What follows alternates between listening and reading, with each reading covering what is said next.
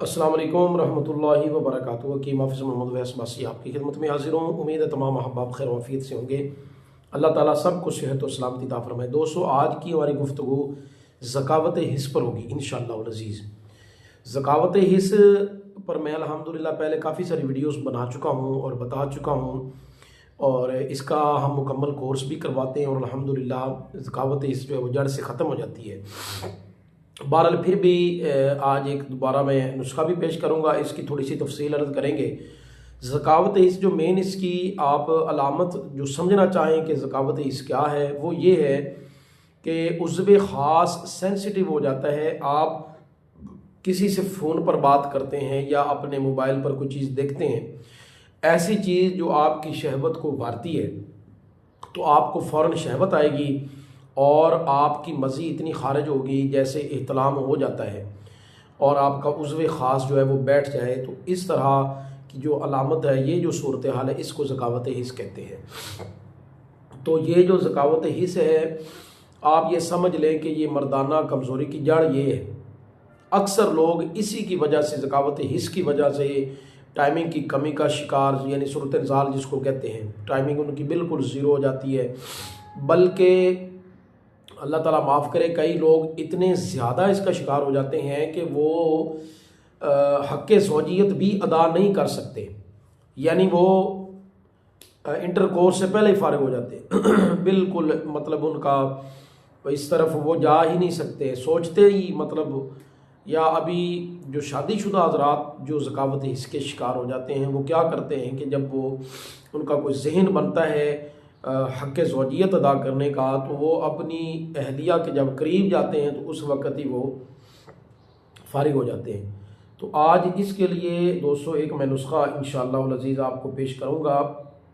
2 दवाइयाँ हैं और ये इंशाअल्लाह आसानी के साथ आपको बाज़ार से मिलेंगी, और इंशाअल्लाह मेरे अल्लाह ने चाहा तो आपकी ये ज़कावत हिस्स जो है ना, इसके साथ कंट्रोल हो जाएगी। आप नोट फरमा लें जी। पहले नंबर पे कुश्ता कली शोरा भंग वाला, कुश्ता कली पारे वाला शोरा भंग वाला, ये आपने लेना है जी 6 माशा। ये बात आपने जहन में रखनी है कि मिकदार 100% ठीक होनी चाहिए, मिकदार में कमी बेशी नहीं करनी। कुश्ता कली पारे शोरे वाला ये आपने 6 माशा लेना है। पोटाशियम ब्रोमाइड ये आपने लेना है जी 1 माशा। बस ये आपने वज़न कमी बेशी नहीं होनी चाहिए बस। तो पोटाशियम ब्रोमाइड को हल्का सा आप ब्रीक कर लें होता तो ये दानेदार ब्रीक ही होता है, लेकिन इसको हल्का सा आप ये क्या कहते हैं इसको, हावन दस्ता जो होता है ना, हावन दस्ते में या खरल में, हावन दस्ते में तो नहीं, 1 माशा हावन दस्ते में क्या होगी, खरल में डाल कर इसको अच्छी तरीके से ब्रीक पाउडर करें, और इसको फिर आप ऊपर से वो कुश्ता कली पारे वाला शोरे वाला जो है वो डाल के, तो इनको आपस में मिक्स कर लें, थोड़ी सी रगड़ाई कर लें इनकी आपस में। रगड़ाई करने के बाद बड़ी तवज्जो के साथ आपने ये सुन लेना है कि ये जो दवाई आपके पास तकरीबन 7 ग्राम, यानी 6 माशा वो कुश्ता कली शोरे पारे वाला, 1 ग्राम पोटाशियम ब्रोमाइड, इनकी आपने 12 पुड़ियाँ तैयार करनी है, 12 खुराकें तैयार करनी है। यह आप आम लफ्ज़ बोला जाता है, पुड़ी हकीम हजरात पुड़ियाँ भी देते हैं ना, तो आपने इसकी 12 खुराकें तैयार करनी है। बराबर बराबर वज़न में आपने इसके 12 हिस्से कर लेने इस 7 ग्राम दवाई के।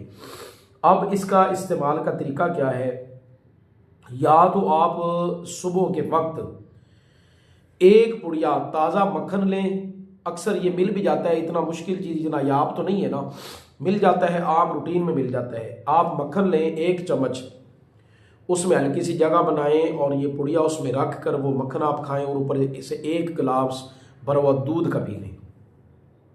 या मिसाल के तौर पे आपको मक्खन अवेलेबल नहीं है तो आपने दूध की लस्सी बना लेनी है, दूध में थोड़ा सा पानी ऐड करें, लस्सी तैयार हो जाएगी, और उस लस्सी के साथ आपने ये जो दवाई सिर्फ 1 टाइम सुबह के वक्त खाली पेट आपने ये इस्तेमाल करनी है। इंशाअल्लाह अज़ीज़ उम्मीद की जा सकती है अल्लाह की बारगाह में कि आप ये जो 12 खुराकें इस्तेमाल करेंगे, उसके बाद आपको ज़कावत हिस्स की दवाई इस्तेमाल नहीं करनी पड़ेगी।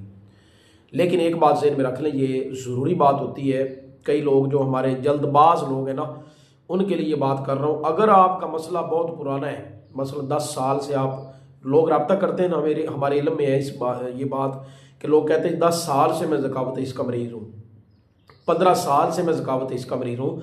तो ऐसे मरीज़ जो बड़ी देर से हैं, मिसाल के तौर पे वो 12 दिन इस्तेमाल करते हैं, कुछ शफाका होता है, मुकम्मल तौर पे वो अगर ठीक नहीं होते तो वो 12 पुड़ियाँ और आजमा लें, यानी 12 खुराक के मज़ीद इस्तेमाल कर लें। ये बात आपने ज़हन में रखनी है। तो इंशाअल्लाह अज़ीज़ अल्लाह ताला खैर करेगा तो आपकी जो ज़कावत हिस्स की जो मर्ज़ है, इससे आपकी जान छूट जाएगी। अब आपने रज़ा इलाही के लिए ये नुस्खा आगे लाजमी शेयर करना है। बड़े सारे हमारे नौजवान भी जो है ना वो ज़कावत हिस्स का शिकार हैं। अल्लाह ताला सबको सेहत व सलामती अता फरमाए। दुआ में याद रखिएगा। अस्सलामु अलैकुम व रहमतुल्लाहि व बरकातुहू।